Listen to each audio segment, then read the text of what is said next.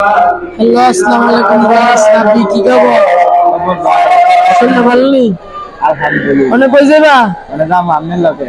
গাবতলি নাকি? হ্যাঁ। তো আমরা কিন্তু এখন স্টেশনের কাছাকাছি এসে পড়ছি। আর বেশি দিন লাগবে না, আর আমাদের ভাড়া কিন্তু লাগছে মাত্র 60 টাকা। তো গাইস, পুরো ভিডিওটা ভালো করে খেয়াল করবেন, না হলে কিন্তু বুঝতে পারবেন না। আর আমরা কিন্তু যাচ্ছি গাবতলি, এখন বর্তমানে আছি পৌর পার্কের সামনে। আর পৌর পার্ক থেকে আমরা স্টেশন থেকে আরো দূরে চলে যেতে চাচ্ছি। আর মাঝে মাঝে একটু কথা ভুল হয়ে যায়, তো দেখতে থাকুন। আমরা কিন্তু প্রায় গাবতলির কাছাকাছি এসে পড়ছি। তো এখানে কিন্তু আছি আমি, রাব্বি।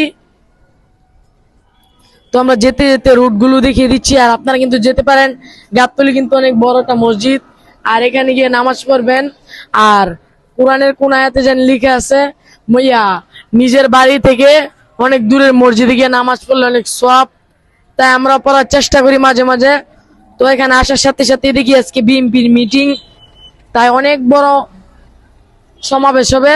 তাই আমরা এখানে আর বেশি দেরি করব না, এদিকটা আগে একটু ঘুরিয়ে দেখাচ্ছি। দেখেন, তো আবার আমি আর রাব্বি এখানে একটা ওয়াইড অ্যাঙ্গেল নিয়ে নিলাম।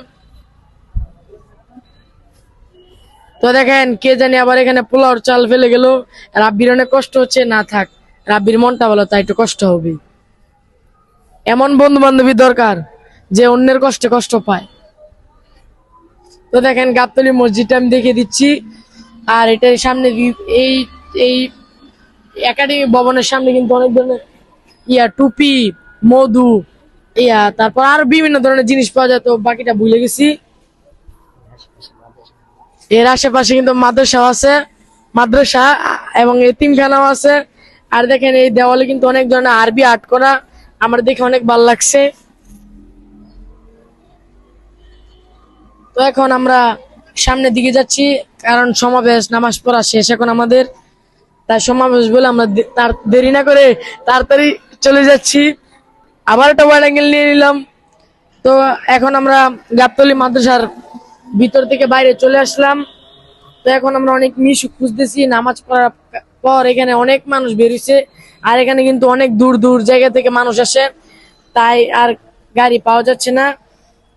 তো আমরা অনেক কষ্ট করে গাড়ি পেলাম। তো গাইস, পুরো ভিডিওটা কেমন লাগছে কমেন্টে জানাবেন। আসসালামু আলাইকুম।